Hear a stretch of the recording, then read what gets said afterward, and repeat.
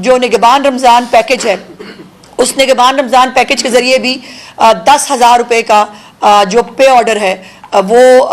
اس family کو جو ہے وہ دیا جائے گا. اس دفعہ وہ ایک راشن اس کی حاصل ان تمام چیزوں کی بجائے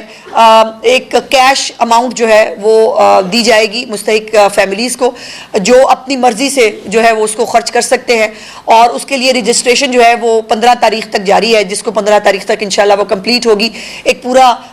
سسٹمیٹک ریکارڈ پنجاب کے پاس جو ہے وہ موجود ہوگا کہ کتنی مستحق فیملیز ہیں, اور ان مستحق فیملیز کو چیف منسٹر صاحبہ نے جب بھی کسی انیشیٹو کے اندر کسی ریلیف کے اندر شامل کرنا ہوگا تو وہ ریکارڈ جو ہے وہ اس کے اندر